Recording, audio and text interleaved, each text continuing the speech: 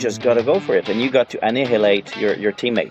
You got to show him who's the stronger. Mechanical failures have been part of every championship we've ever seen. You know, they're going to happen here, there. He's Isack Hadjar, and he has a blatant disregard for pottery. I sat down opposite Alain Prost and said to him, when I was telling this to Hadjar, I said, well, I'm very sorry that we are here together talking about the passing of the great Alain Prost. And Prost looked at me and goes, but I'm still here.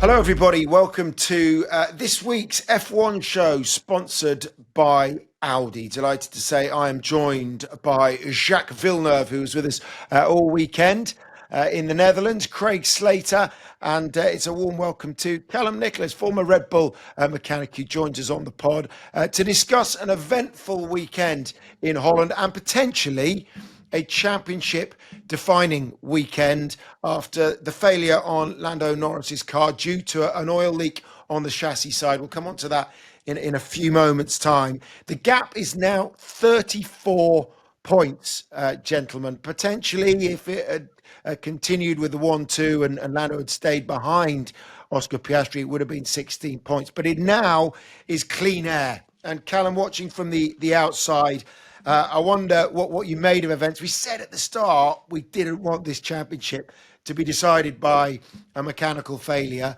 and I wonder though now that it's a big gap in 9 races to recover. What was your assessment of things? Yeah, I mean, look, I agree. I said at the time when it happened, it was huge, the championship. But look, there is still a long way to go. Mechanical failures have been part of every championship we've ever seen. You know, they're going to happen here, there, on both sides. There's no doubt in my mind that, you know, throughout the rest of the season, there are still going to continue to be some issues on both sides of the garage. So whilst, like you said, you know, it's a big gap, and certainly Oscar will be happy about it, and Lando obviously unhappy about that gap that sort of emerged. But I still firmly believe there's a lot more to be said and done before the end of this championship. And there will, like I said, there will be issues on both sides. There'll be pit stops, there'll be technical issues, there'll be all sorts, there'll be bad calls. You know, it's not going to be as simple as that all the way to the end of the year, I don't think. No, but the last McLaren failure, Jacques, was 2.5 years ago at the 2023 Bahrain Grand Prix. And actually, you pointed it out. You said cars, they don't break down as much as they used to, perhaps in your day, and maybe, you know, you'd expect over the course of a very long season the luck to level out. It's just reliability these days is much better than it used to be, isn't it? Not only they don't break down, the drivers don't really go off, they don't make mistakes, they're fit, they stay focused the whole race, so you don't see really DNFs. It's very rare. We get a lot of races with 20 cars at the checkered, and that's the difference from the past where, you know, in a few seasons, they weren't even counting all the points. They were taking some races away just because of all the failures. The one that comes to mind now is Nico and Lewis. I think we discussed it was Malaysia during the championship, and that kind of changed the tide of the championship. Just one mechanical failure at the wrong time. Now there's still plenty of races to go. There's still time for Lando to catch up, but he cannot count on the failure rebalancing it out. Yeah, I mean, picking up on that, the one between Lewis and Nico, I think might be a little bit relevant here. Is actually that start of that 2014 season. I remember Lewis broke down in the first race. He then won the next 4, and that you sort of think now that's the sort of run Lando needs to go on, needs to correct this straight away, or as soon as he can, obviously. Oscar's now 4-1 on, Simon, to win the championship.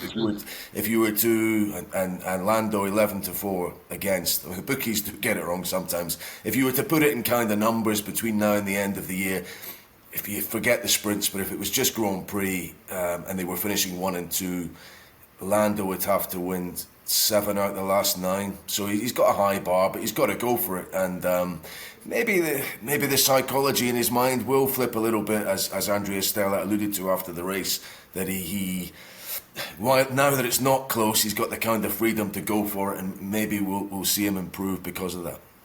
Calum, actually, going back to, let's go back to 2021 if you want, and the way that it was kind of ebbing and flowing between Max and Lewis.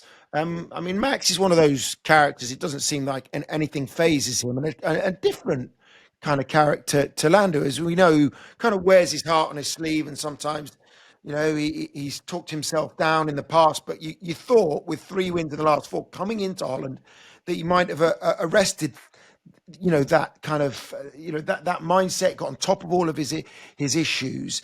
Do you believe that? I mean, for the freedom now that he might have, is there pressure off? What did you say to Max, or what did the bosses say to Max, or did they need to say anything?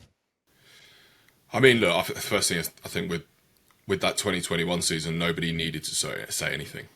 Everybody knew what the stakes were from pretty much race 2. We knew where we were at, and we knew what was gonna sort of transpire.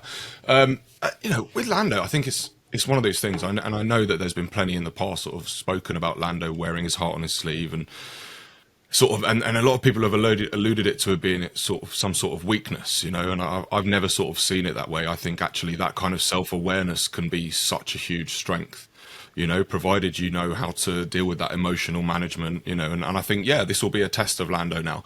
It will be about, emotional management and just sort of, like you say, digging deep. And like we talked about Lewis in 2014, going on to win those next races, that's exactly what he needs. I think obviously the big problem for that is it is also really hard to see Oscar making many mistakes. I think, Jacques, as you alluded to, drivers in general, they don't crash as much and we don't have failures and stuff. But when you look at where those points to settle that difference might come from, it's really hard to see that many of those points are going to come from Oscar Piastri mistakes. And I think that's probably going to be the biggest hurdle, for Lando, is sort of being able to deal with the fact that, yes, I'm sure that he can find something else in him to step his game up, but it's about what your teammate does, and it's really hard to see that sort of changing on Oscar's side. We talked about it, didn't we, Jacques, in the build-up to that race, and how we were saying it's like a game of tennis. It's Wimbledon final. It is penalties in the World Cup. It is that kind of mano a mano, and now that it's not as tight as it was, will that free Lando up? We know he was quick all weekend until Q3, and then Oscar took control of it, as he so often does. Well, he was quick too early, and he showed his game. He showed his hand. That wasn't very good poker playing the whole weekend, because then it just took that one quali lap, 12 hundredths of a second, and that changed. Ultimately, it wouldn't have, because he blew his engine, but it would, that 12 thousandth of a second meant the race win. So you have to be careful with that. The shift, the mind shift, will happen for both drivers, because we've seen so many drivers with a huge lead lose it all and lose the championship. That's happened year after year after year. It puts even Piastri in a different position, because it puts a new kind of pressure on his shoulders. Now he's in his mind is the tiniest of mistake and I lose this championship, and maybe he won't drive as serene as he has been for now. So pressure can be good. Lack of pressure can create a really negative spiral, and it's often risky to have a big lead. Unless you have a big lead and you know that there's no position, that's different. But he knows he has a position. He knows that Lando always bounces back. It's amazing that one of these two is going to be life-changing. We've said that from the start. Once you're a world champion, as you know, Jacques, you can walk into any room, can't you? You've got the red lanyard. So just to come back to you, I mean, that's the thing. Oscar's not going to give this one away from here, is he? How's the team respond? I mean, how are they going to be feeling about this? Just to come back to you on this one, because you could see Zach and Andrea kind of head in hands. Ultimately, again, and I'll come on to this in a moment, it wasn't a Mercedes issue. This was, as we understand it, on the chassis side, for the oil leak that cost Lando. But what will they be feeling right now? They're powerless to kind of level it up and bring it back round, aren't they? They cannot do anything. That's the luck of the draw. It's been like this in every kind of sport. There's always defining moments in every kind, even in football, where it could have gone either way, and it could be a World Cup for a tiny little thing that is almost out of control of anyone. And it happens. It does happen. That's part of sports. There's always a little bit of luck or bad luck involved. You just have to be on the right side of it, and you have to be able to use any situation when they come by you to jump on them. And for their Piastri was, Norris had a mechanical issue. He had to take that win. he maximized that situation. And the same thing might happen to Lando a little bit later. He will have some situations where he could maximize them, maximize his points, and turn the tide around a little bit. Right now, he's at the bottom of the wave, but if he catches a big wave, he will be able to ride it, and at some point might even get ahead of Piastri. And Piastri will think, "Oh, how did that happen? I had a huge lead. Well, how did I didn't see it coming?" And then it will turn again. We still have a lot of races, so we're not done with the surprises. And I mean, Nando said, didn't he? He said afterwards, that's life. That's motor racing. He also said, "I just want to have a burger and go home," which is probably kind of summed up. But just to flip it around to Oscar and to pick up on Jacques' point and your point there as well, Calum. Ultimately, he did take pole position again. He was on the clean side. Max starting on soft tyres, great save in turn 3 as well to get in between them. We didn't really talk about that afterwards, but that was a hell of a save to get ahead of him. That was where, he put himself on the back foot from that point, didn't he? Yeah, I mean, funnily enough, from Oscar's side, he built, as Jack said a little bit, did Lando show his hand? Although interestingly, if you analyse how he got pole, Oscar, I think, enhanced his strengths in the lap rather than being able to replicate how Lando was gaining time against him. Spoke to Mark Webber, who's got an interesting perspective, and Calum will know all about this, of battling a teammate and maybe being on the wrong side of the garage, maybe not being quite as favoured as the other side. Now, I don't think that applies to McLaren, but Webber's perspective was that Oscar deserved maybe a few extra points than he had coming into that Grand Prix. Not saying Lando deserved the bad luck, but maybe the 34, while flattering Oscar just a little bit, to a degree, is it a measure of the consistency that he's showed so far this year? So he's earned this lead. It is part of motorsport. Just to say, I've been on to McLaren today just to ask them if there's any more detail on the failure in Lando's car. All they've said to me is that it was not an HPP component, and it's very unlikely, though, given what it was so far, that a new chassis is required. So we're not talking about one of those maybe hairline cracks in the chassis, sending things out of kilter. So I'm quite keen to hear from Calum here. Would it be something in car assembly, or a really, a small part failing, something like that, innocuous, causing this catastrophic result? Look, I mean, that's the reality of it. It could be something really small and innocuous, like an oil QD, one of the quick disconnects to fill and drain oil that could have leaked, or, whatever. When you look at these without knowing the system or knowing where the team will know where the likely failure points are on this car.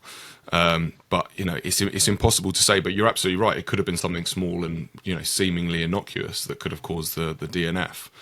But I wanted to circle back to what Jacques said about, because we spoke about Oscar ultimately just making no mistakes. Right? The way that Lando approached the weekend is he was quick from the off, and Jacques said potentially he showed his hand too early, and it's a very different approach, because I think the approach that sort of Oscar's been taking is similar to the way Max approaches it. Yeah, he'll go out and he'll be fast, maybe on his first lap in P1, but then for the rest of the weekend, he works through his program and he saves that last bit for that lap in Q3. And, we've seen how many times that's been effective for him, because, ultimately when you show it's not just showing the rest of the field, you show your teammate what you're capable of early on, they've got plenty of time to work towards that. But yeah, look, in terms of the failure, like we said, it's one of those things for McLaren. You just want to maximize the points from both cars, right? So you can see Zach being disappointed, and you can see Andrea being still, disappointed about the failure. But in terms of ultimately the result, it doesn't matter which one of your drivers win. You want to win. You just want the other car in P2, right? So it's a tricky one, and like you said, I think there's likely to be way more of these things as we go on. I don't think it's far. I think it's far from settled. Just to pick up again on, I said on Mercedes, it wasn't a power unit failure, and a little bit of a correction from what we've said on air. They have actually, out of the 4 teams that they provide, only had 2 failures out of 112 starts this year. One was Antonelli in Barcelona. They've not specified, but it was a mechanical failure, some of the large moving parts of the engine, and Alonso in Monaco, which was debris in the engine and a misfire becoming terminal.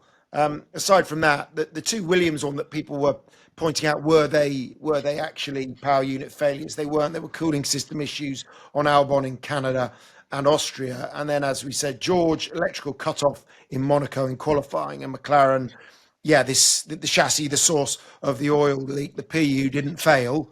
What it does, it has and you can explain this to us, Calum, it has a kind of mechanism that would switch off. A power unit would switch off if it runs out of oil. Is that right? Yeah, I mean, exactly that. Obviously, with your small tank, and what happens is when your oil level gets low enough, the scavenge pumps in the bottom of the engine simply can't pick up enough oil to generate the oil pressure that it requires.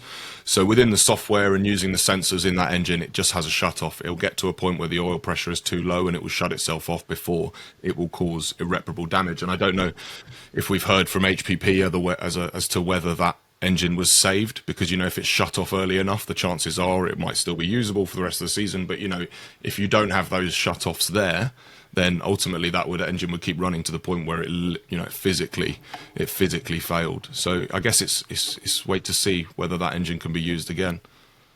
Yeah, I mean, it looks like it can, actually, just getting some information from Mercedes earlier. If it was on the chassis side, they're not going to need to bring another one into the pool. So again, if you're looking at on the other side of things for Oscar, then perhaps he doesn't have to do that. It was genuinely something that McLaren will have to get to the bottom of, and not Mercedes. Jacques, just a final one on McLaren before we move it on. Put yourself in both drivers' shoes now. How are you approaching the next race? Straight off for Monza, Lando gets another opportunity to get in there.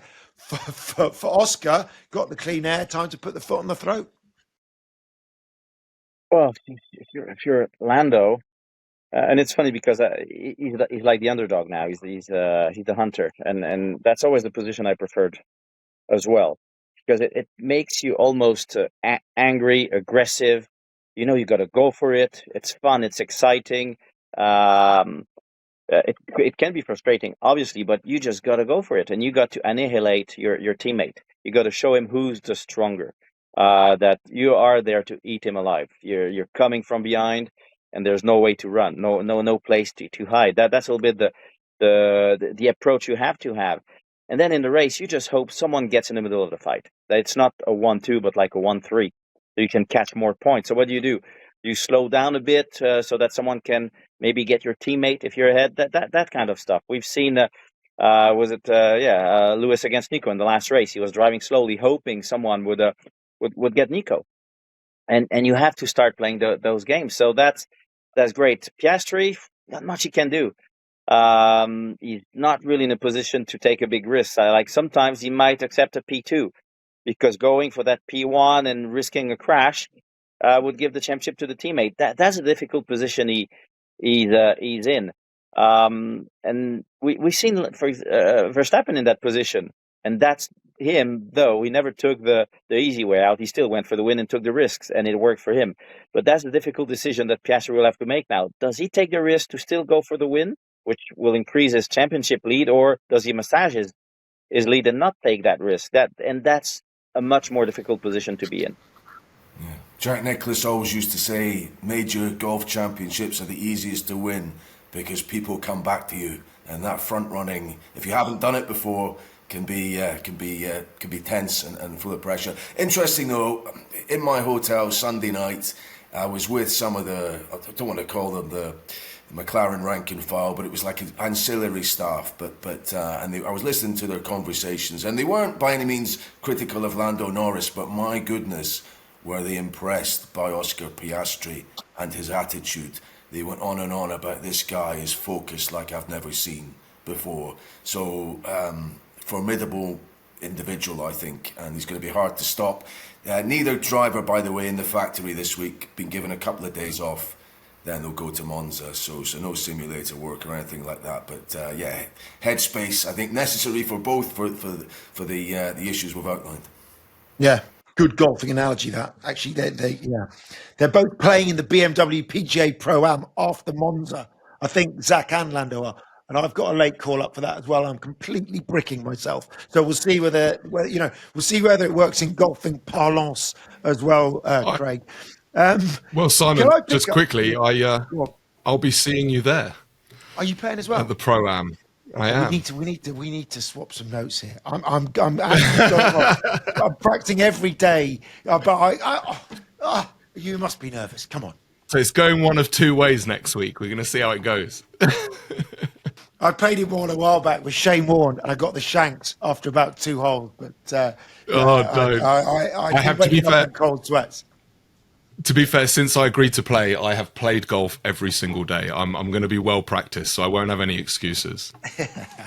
All right, well, we can swap notes on that afterwards. Can we get into the great news story of the weekend, Jacques?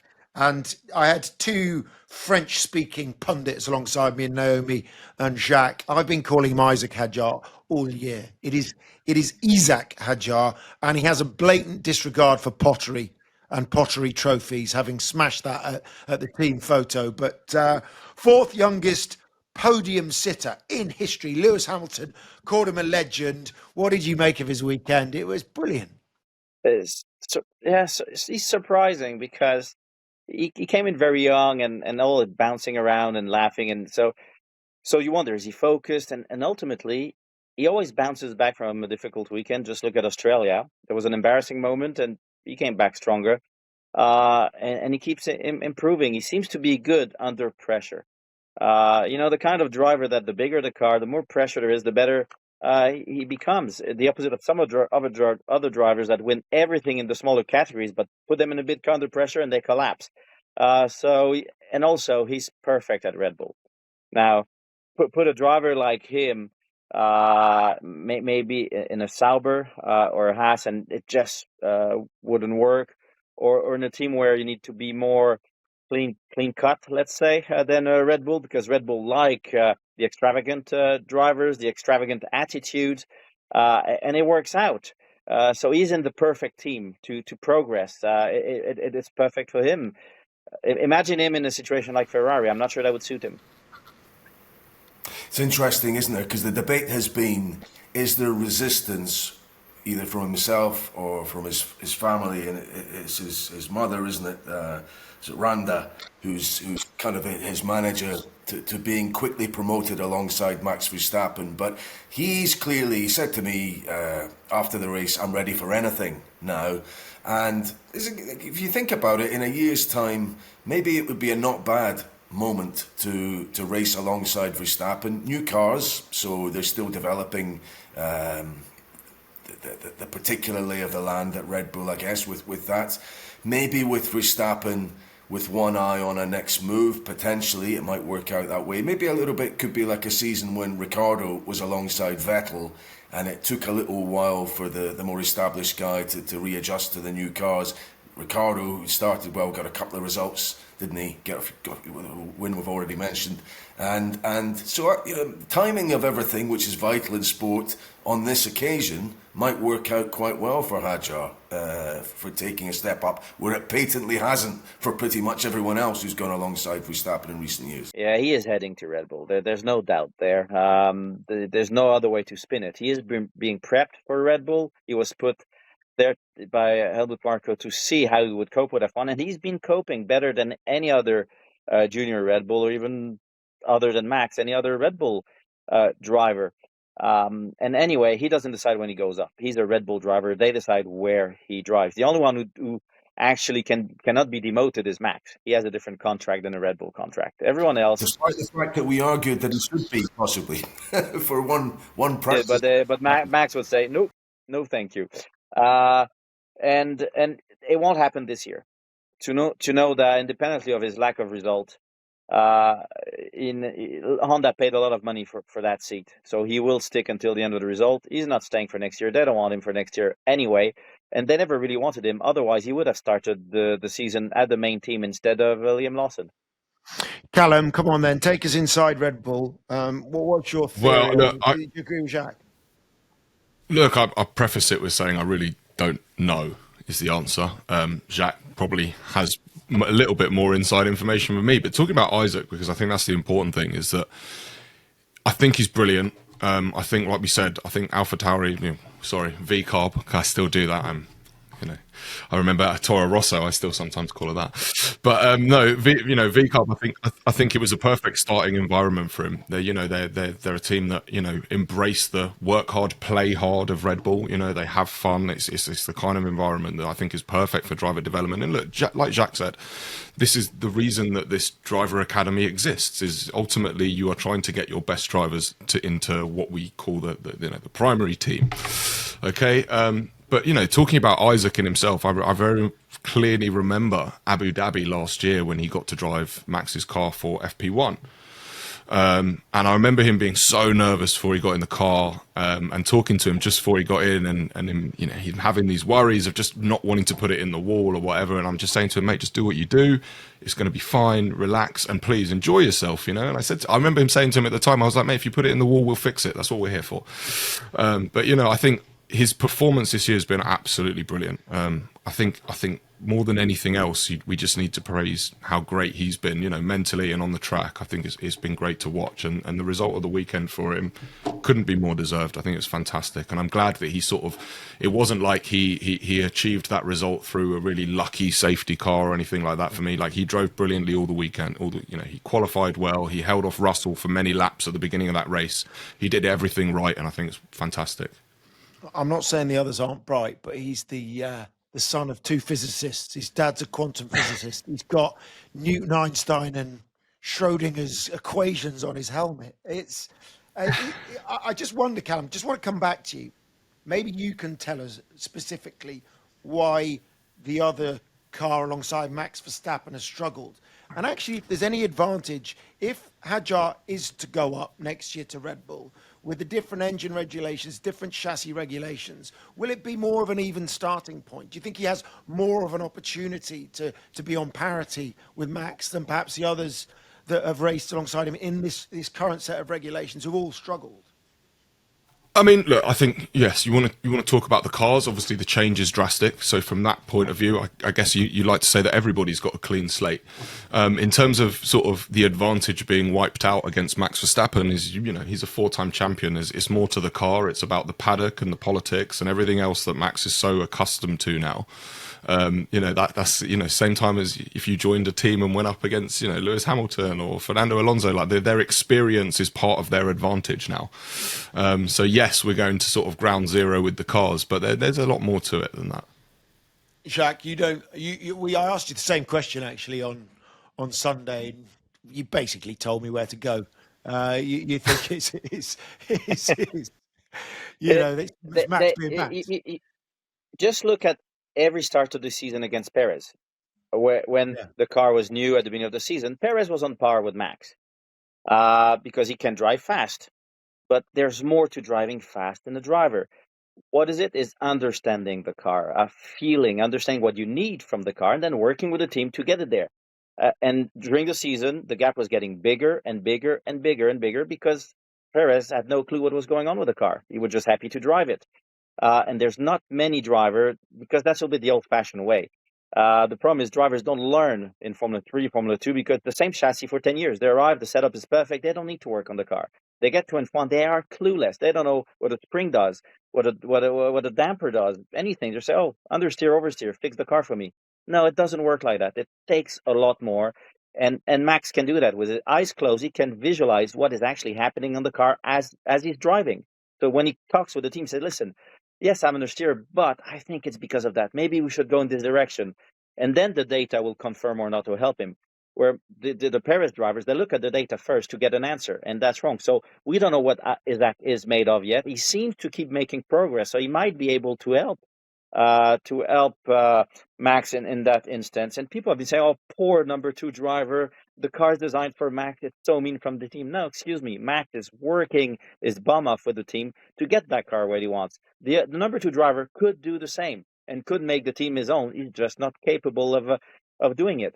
And it goes back to the golden days of F1 when you had every season 5-6 drivers like Max in the paddock. Now you don't. You just have Max. So we're still waiting to have at least a second one like him in the paddock. No, do you know what? Jacques absolutely right, and one of the things that you mentioned that I always think about is the feedback on the car. You know, you say drivers come in and they just say, "Oh, I've got oversteer, I've got understeer." Like when you listen to Max's feedback when he's back in the garage, obviously it's the bit of the radio that is not broadcast once they're back in the garage. But you know, you hear a driver that say, "Oh, well, I've got a bit of understeer this," and sometimes you'll hear GP say, "Oh, well, we can try this." But Max is so knowledgeable about how the car will behave with those changes that he'll say, "Okay, but then we're going to have this problem, and then we'll work through it like that." Like it's such detailed, constant feedback that Max gives, and it's one of the reasons why him and GP and the rest of the strategy and engineering group have been so good at working out problems. You know, we see it a lot this year that we'll come into the start of a race weekend with a car that's really nowhere near where we need it to be, and you know, by Sunday we'll be able to get close to competing, at least where close to where we expect to be, and that is largely due to the feedback that's given throughout the weekend. I can't disagree with it. Of course, all of that's right. I just wonder whether next year there's a half a chance it might be Max's last year at Red Bull, in which case I think the other driver might be quite handily placed and will be offered the opportunity to progress things in their direction. Great guy though, isn't he? Le Petit Prost, and he's uncannily like Alain Prost, I think. Just the way he talks, the little twinkle in his eye. I told him, I had a little chat with him the other day, and I was laughing. You remember I did that interview with Alain Prost that time, Simon? Yeah. It was. I won't say who it was, but it was. Thank God it was recorded. But it was one of the greats had died, and I sat down opposite Alain Prost and said to him, and I was telling this to Hadjar, I said, "Well, I'm very sorry that we are here together talking about the passing of the great Alain Prost." And Prost looked at me and goes, "But I'm still here." Like this. And I told this to Hadjar, and he looked at me, he went, "Oh dear," like that. But he's got the same kind of dry humour, and you need that big personality, as Jacques was saying. That maybe it is the self-assurance of very clever parents, like you say, and great that the Algerian heritage is also in Formula One. I mean, it's, and I was just reflecting this on. We were talking to Jack the other week. If Piastri wins, he'll be the first non-European world champion since Jack. It is hard for people from backgrounds which, let's face it, are not entrenched in the sort of well-to-do European, particularly French, British, Italian motorsport circles to prosper. And, you know, Hadjar, different background, no motor racing connections, and fair play to Piastri as well, having to come over as a young lad from Australia and do what he's doing. That's not easy. Yeah, great point. Great. If he was to become world champion, he'd be the first Australian world champion since Alan Jones back in 1980, 45 short years ago. Right, we're going to take a short break. So much to pick up on from that Dutch Grand Prix. And when we come back, we'll talk about Ferrari, another weekend to forget for them.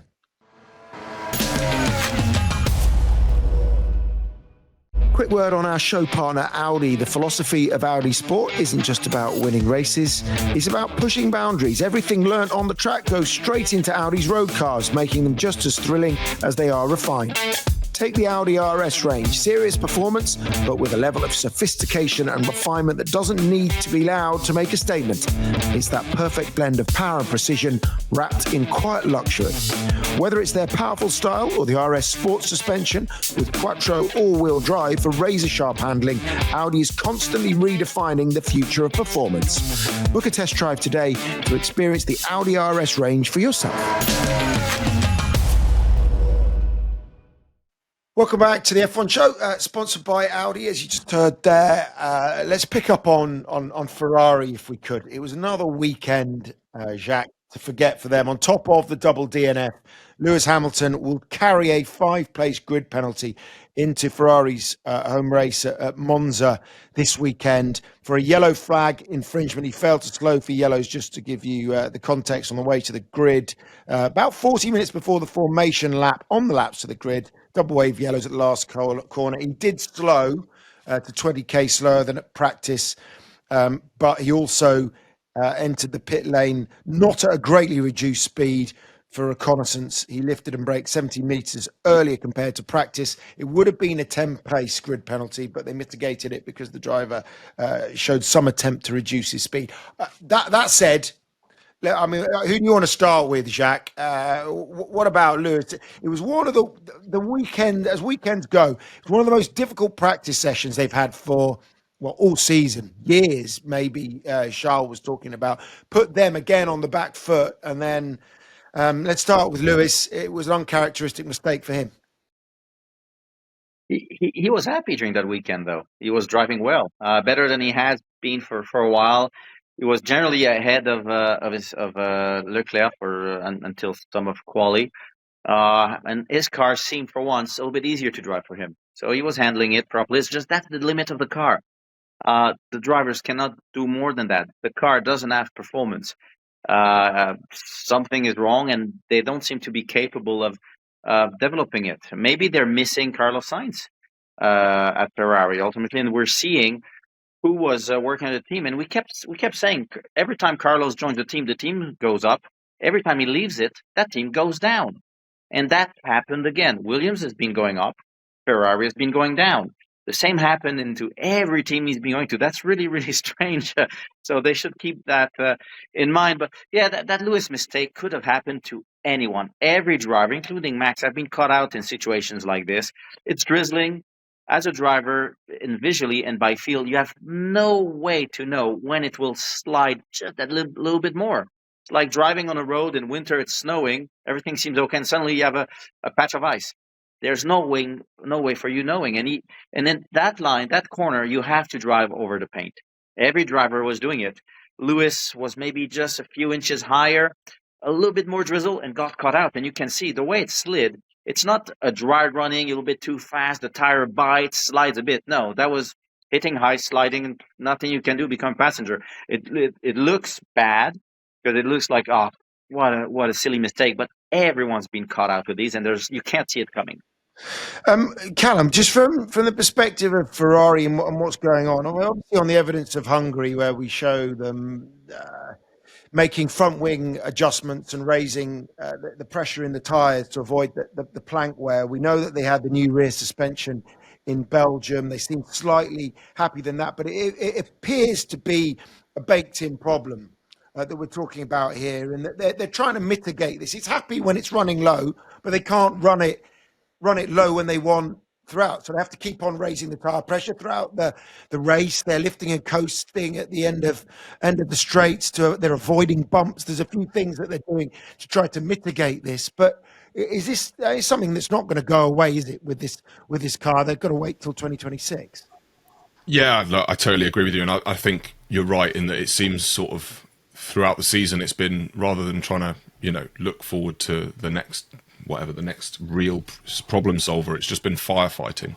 It feels like every week it's just firefighting. How do we just get rid of this problem? And obviously, like we said before, each one of these things that you make a change here, it creates the next issue, and so on and so forth. And I think there is only so much resource that teams are going to be willing to commit to these cars for the rest of the season. So if it's more cost effective for them to just fight fires and try and get through the season and finish wherever they're going to finish in the constructors, then that's what they're going to do. I think it's interesting that, we say about raising ride height and stuff like that. When you look at the footage of Lewis's shunt during the race, he got up on the paint and whatever, and it pushed him wide. But then at one point, once he gets over that crest, you see the car, the back wheel's off the ground, it's sat on the plank. So from that point, you're right, you're just a passenger. The car's sliding on paintwork, and then as soon as you're off the paintwork, you are literally sliding along the plank of the car. There's really nothing you can do when you get to that point.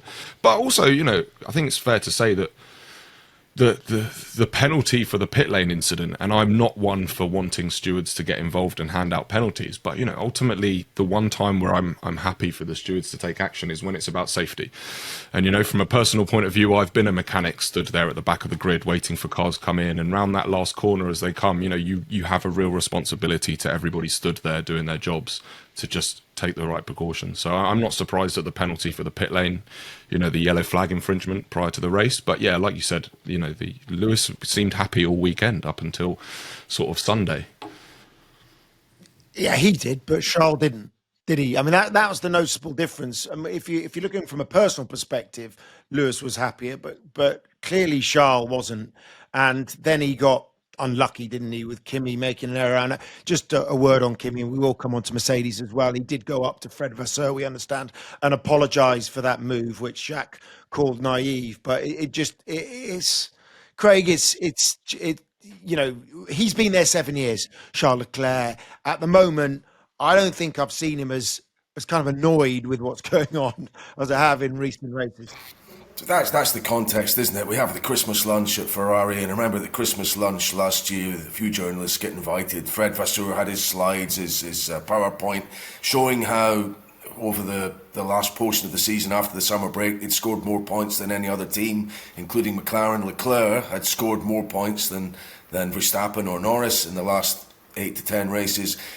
This year was meant to deliver, and they've been wrestling with this issue they cannot fix. So it's Ferrari, so there's a spotlight. It's that crisis of optimism, they call it, isn't it? When they get close to a championship, but not close enough to close it out. So it's painful, and you can feel I had a little exchange with Fred the other week, and I was trying to be, in my view, at least as I saw it, be positive, and he shut me down a couple of times because he felt we were focusing unduly on the negatives. I mean, fair play to them. They probably will finish second in the constructors this year.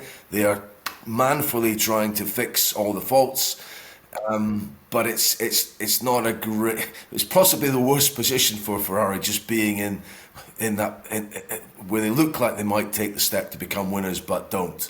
They've got a show run, haven't they? I think in Milan ahead of Monza, but they need a big Monza somehow to raise the optimism. But against that, I think you're absolutely right. Lewis looked the happiest he's been and pushed Charles hardest probably since he's been at the team. And it's in that sense, a year where they haven't been winning is a year where Lewis can acclimatise but not fail to win a championship if you know what I mean, if the car had been winning. So yeah, let's see. But it's they could do with a win before the end of the year, because the public image and the headlines are important at that team. Yeah, and they always have a car for Monza, don't they? Qualifying, it's 11-4, by the way, between Charles and Lewis in Charles' favour. Race finishes 11-2, points 151 to 109. So Charles is more than got his nose in front. And yeah, what are your thoughts on Ferrari going to Monza in this sort of state, Jacques? Well, normally they have a special engine, special car, but I don't expect that this year. They are way off. The car's not working. Normally the car is kind of working. It's in the battle, and then they get a little extra for Monza. A little extra won't cut it right now. Charles is frustrated because he's probably starting to understand that he will never be world champion. It's gone bad. It's gone worse. Next year's a whole new set of regulation, and normally that's not when Ferrari's at its best. So it's a difficult situation for him. He's been there for a long time, and his star has fallen a little bit. At least Lewis can rely on the fact that he's a multiple world champion, so it doesn't matter if his star falls a little bit. These are acquired. He will always be that big global star anyway that goes beyond the Formula One. And like you say, they might finish second in the constructors, but they actually are the fourth force. They are simply lucky that in Red Bull there's only one driver scoring points, and same thing with Mercedes. You know, we keep blasting the second driver at Red Bull, but we protect the second driver at Mercedes. If you look at the lap times, the pace, the points, it's exactly the same situation. Okay, well, we had this debate. I want to come back to you on this one, Jacques, because it was 10-second penalty for going into Leclerc for Kimi Antonelli, 5 seconds for speeding the pit lane. Toto Wolff has said, we have no doubts. He's come out and he's backed his driver again. But you clearly do, despite the fact that he's just 19 and in his first year of Formula One. Come on, we should be cutting him some slack, shouldn't we? You can't give him some slack. It's Formula One. In which other sport do you give slack when you're at the top level to any newcomer? You give them a couple of games. You're supposed to be the best, or one of the few best that exist on the planet. You're supposed to arrive at that level prepared, or actually capable of being prepared very quickly. And that's not happened. There hasn't been any progress since the first race. Isn't it Toto Wolff's fault for putting him in? Did he? He almost kind of admitted he'd put him into F1 too early in his briefing after the race. Didn't quite, but it was. I put him into F1 with all the pressure on him, and it's suggesting it was too early for him. Well, it definitely was too early because it's not working out. I mean, he hasn't gotten to the level of Russell, like Max did in his first season. He got up there quickly, like Lewis did when he went up against Alonso. That's what you have to do when you get to F1 if you're going to be good enough. The issue is he came in with too much positive, fantastic world champion image, when all he's done is won Formula 4 in FRECA. And that's like, winning your college league or your school league championship. Great. But that's nothing. Formula 2 didn't work out. Okay, there's the excuse that the team wasn't doing well, but he wasn't beating Bearman either. So he obviously wasn't at F1 level yet. So he was put in there too early. I'm not sure what choice Mercedes had with Lewis leaving. No, I suppose there were some mitigating circumstances with F2, weren't there? It was a new chassis, wasn't it?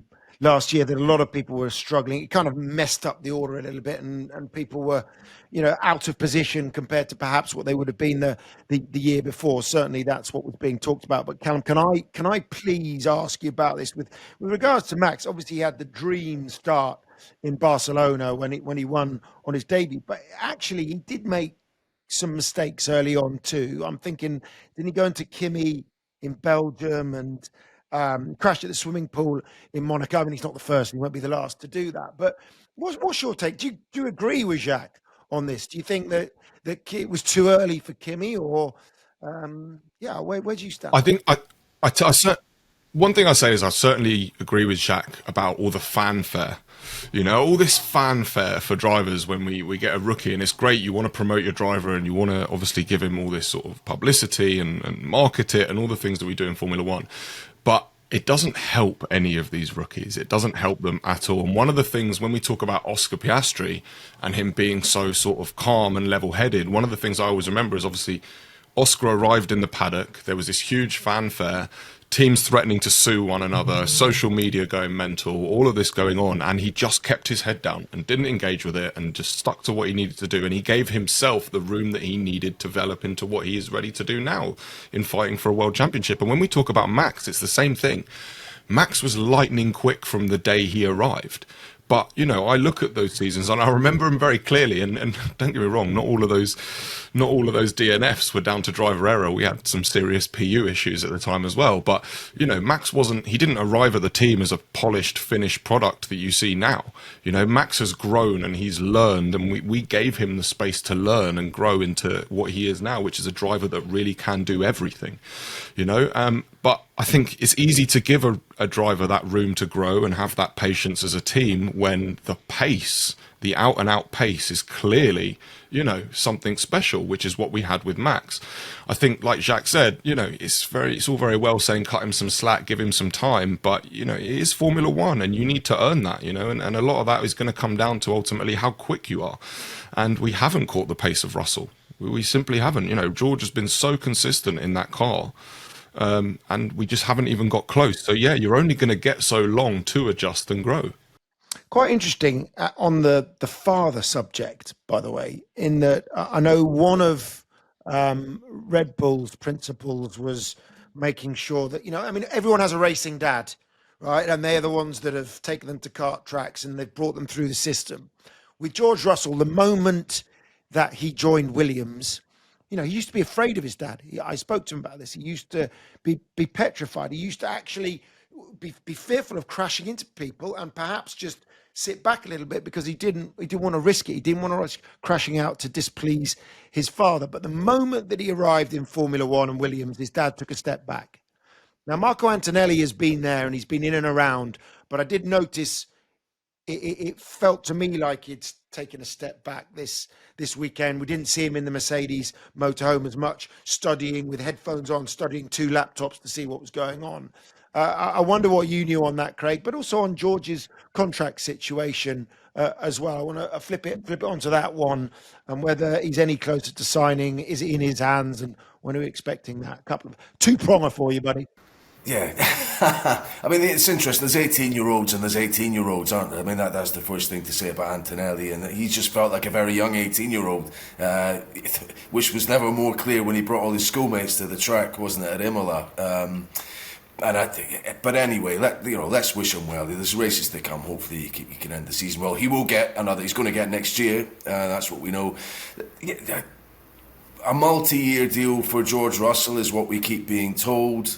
Clearly, Mercedes have been waiting for Max Verstappen, and I guess you sort of think Max Verstappen will pretty much walk into any team in a year's time, maybe with the exception of McLaren if they keep this form going.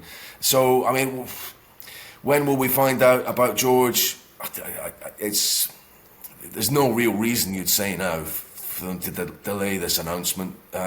Will we get Antonelli announced at Monza? That's where he was announced last year in front of his home race. Let's see. It'd be a sort of pick-me-up for him after a difficult weekend, wouldn't it? So let's see. It's curious, though, that people say there's only... Every Formula One contract's a one-year contract, don't they? If the team decide, or maybe if the driver wants to go elsewhere. In football, that's what we've seen in this transfer window. A contract doesn't seem to mean very much, and you can engineer a move. But is there another option for him? Other than, was there one for next year worthwhile, other than Mercedes? You think it might give him that opportunity that Piastri and Norris have had this year.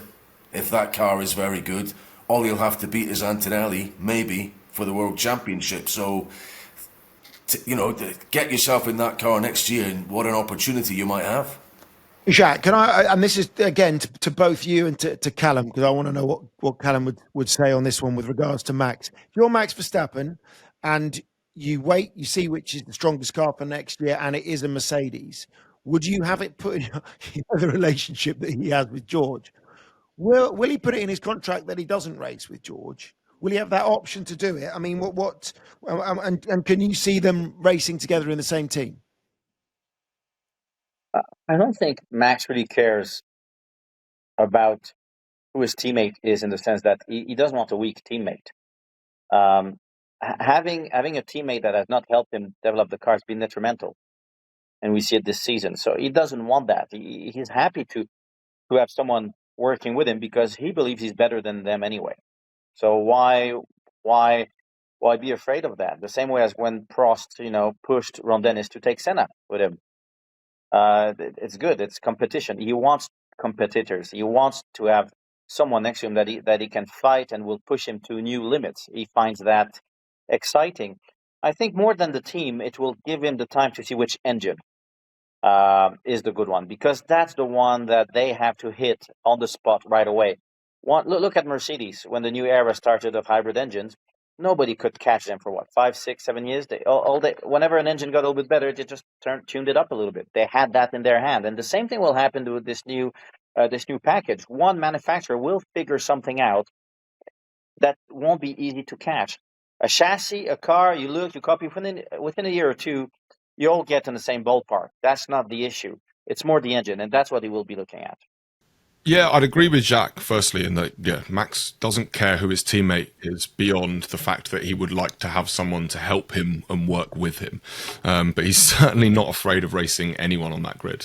His belief in his ability is sort of, undeniable. But I think for me, the one thing, and whenever we hypothesize about Max being elsewhere and driving elsewhere, my only thought is that Max will be where the environment suits him. Quite frankly, I think that's probably the biggest thing. And like you said, we're heading into a load of unknowns. Firstly with the chassis, but yes, mostly with the engines. It's quite interesting.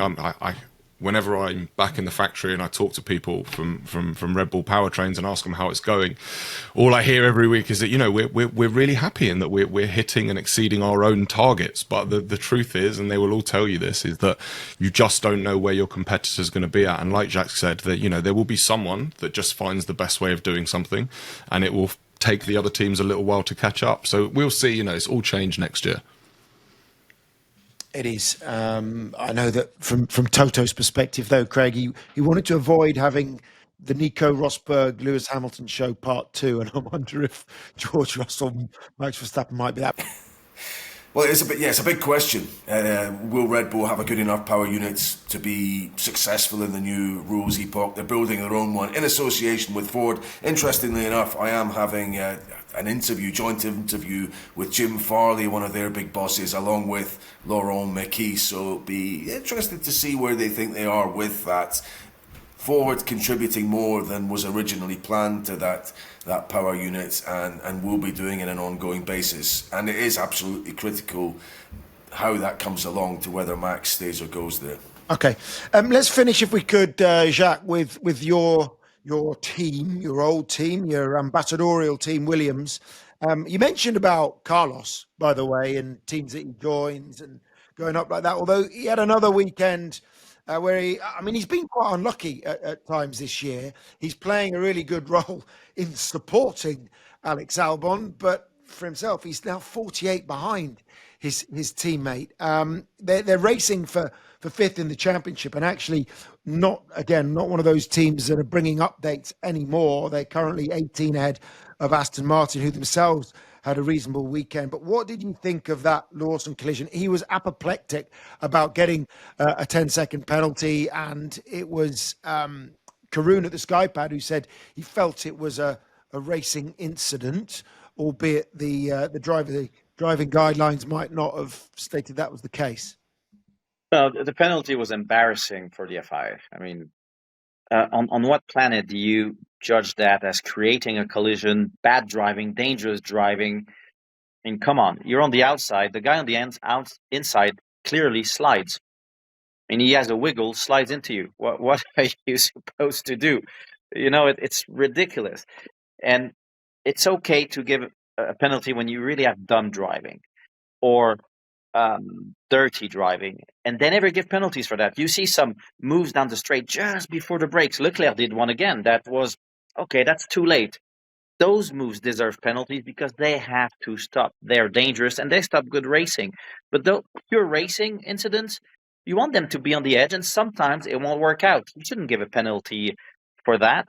He was just driving nicely around the outside. And on the other hand, the first race in Vegas, Carlos went on the inside of someone, got a little wiggle, and he got the penalty, and he was on the inside. So it was a similar situation on track now as with Liam, except it's the other guy that got penalty. It's as if they throw the dice and say, okay, who are we going to? We have to give a penalty. Come on, there was a contact. Who are we going to give it to? Okay, 1, 2, 3 is this one. 4, 2, 6 is that other one. Oh, 5. Okay, science. It seems so random. It's ridiculous. Well, you say that, but Calum, and I refer to the FIA's driving standard guidelines again, because they've all been part of writing these. Overtaking on the outside of a corner, overtaking on the outside will always be viewed as a more difficult maneuver to accomplish. Will be entitled to be given room, including at the exit, where it didn't happen. When overtaking on the outside, the overtaking car must have its front axle ahead of the front axle of the other car at the apex, be driven in a controlled manner from entry to apex to exit, and be able to make the corner within track limits. That's why he got the penalty, because of that. But it's not one size fits all, perhaps. Is that what, I mean, in response to what Jacques saying? They just can't cover off every eventuality. And Carlos was saying, and we have seen it before from Liam. Yeah, we spoke about this, just prior, and I feel exactly the same way as Jacques. When I saw that penalty come up for Carlos Sainz, my first thought was, oh, they've made a mistake. That's okay, they've given it to the wrong driver. But then afterwards, I looked at it and I just like, this is half the problem. The fact that you've had to read out that paragraph of one little section of the driving standards is all part of the problem, really. What we seem to do is we try and make a rule for every situation that we come by. A knee-jerk rule that we'll just add, and we'll add another addendum, and we'll add another one and add another one, to the point where, look, all these drivers, firstly, they're professional racing drivers. They've been doing it all their lives, right? But the second thing is they're also all very clever. So, and how many times now do we see drivers on the circuit that are clearly driving to a rule book rather than racing the guy next to them? And as fans, that's all we want. I want the stewards to be there to sort out dangerous driving, reckless driving, things that are not things that are detrimental to good racing, I'm fine with that. But when we see incidents like the one with Sainz at the weekend, and as I said before, there's no doubt in my mind that had Leclerc not DNF'd, he would have received some sort of penalty for that move on Russell. There's no doubt in my mind that would have happened. It was easy in the end because one car's not there anymore, so you can just you can give out a soft decision. But for me, it just seems to be an ongoing thing of every time we get involved in a racing incident, you are then obliged to get involved in the next one, because otherwise you're a hypocrite. You get involved in one and then something similar happens next week, no matter how petty it is or no matter how much of a race incident it is, because you got involved a week ago, you are now obliged to get involved in this, otherwise you're a hypocrite. And I think we need a hard reset on the whole thing. I think, like we said, I don't like this idea that we're almost infantilizing these drivers, that they're not capable of just going and racing, and it's the same thing. It encompasses everything, like track limits, for example. I watch so many other motorsport series where stewards are just not interested. This is the racetrack, get round it as fast as you can. If you can get round the outside of somebody on the dirt outside of the track, then go for it, as far as I care. It's when you're doing things that are dangerous that I want the FIA and the stewards to be there to deal with it. But yeah, look, I think we've been saying this for a while. I think for me, it's those driving standards regulations that are actually way more detrimental to great racing than even the size of the vehicles. We've often criticised Zandvoort for being a track that isn't, particularly good for great racing. Actually, I saw some great racing last week, Leclerc and Russell being one incident, but also, some of the other battles that went on. I want drivers to not have to drive to a rule book. I want them to be able to drive as racing drivers. Yeah, I mean, VAR get it wrong in football, don't they? And they're not going to be perfect, the officials, at any point. But so I don't want. There's no point loading up on them. People get decisions wrong sometimes when it's. We all do in life when it's staring at us in the face. But yeah, that you can over sanitize things and over legalize things in any sport, and yeah, that. You were going to say you thought Leclerc would get a penalty for the Russell? Yeah, I thought the decision was sort of taken out of anyone's hands. It was easy to not have to make a decision on it, but there's no doubt in my mind that would have been a very different outcome had both of those cars finished the races in their respective positions. And that was a good example, I think, of on the borderline racing, wasn't it? Yeah, that's kind of what we want to see, I think. It's on the borderline, but it's also both drivers shared the responsibility for how it went down. That's not like, this is it. You're both involved. You're both racing. We want to see drivers racing each other and not being afraid to get, the elbows out. That's a far cry. It's not like you're blurring the lines between things that are dangerous. I think, these experienced stewards, they can decide what's dangerous and what's actually just a bit of rough racing. The last time that I heard anything about this was that I still find it really odd that we don't have a permanent set of stewards. The thing for me is, and I know that the last thing that I heard was that, the governing body had essentially said that the teams would have to pay for this. But I find it hard to believe that there isn't within the budget. The FIA posted, what was it, €4.2 million profit in 2024. I know that if you want to go and be a mechanic in Formula One and work for 24 races doing 70-hour weeks of physical labour, you're going to earn about 60k a year. So you're telling me that we can't find salaries for 5 people to be permanent stewards over the course of a season? Counter argument to that, hard to believe. Calum.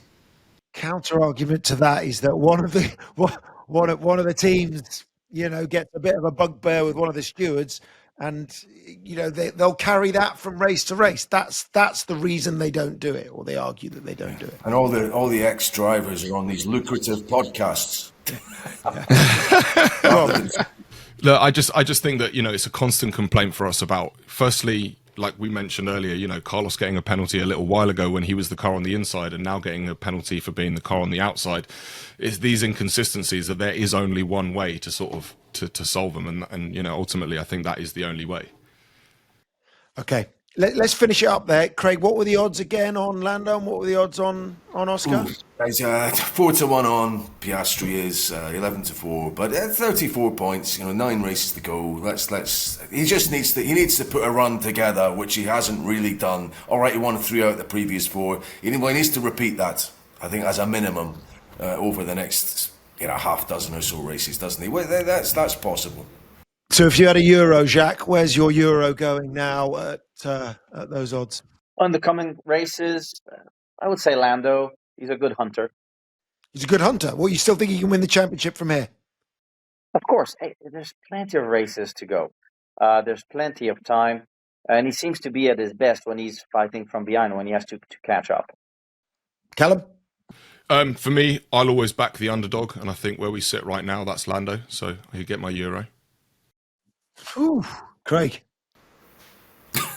Well, I mean, Piastri, I think, is great. He'd be a worthy champion if it happens. But let's see how it plays. There's no point us sitting here predicting this. It's all to play for. 9 to go. Let's sit back and enjoy it. That's all there is to it. All right, we'll leave it there then. Big thanks to Jacques, a big thanks to Craig, and of course to Calum as well. Calum, I'll see you next week at Wentworth. But from us all here, yes, it was a huge weekend in the championship. The gap now 34 points in Oscar Piastri's favour. We shall see you in Monza. From us all here, bye-bye.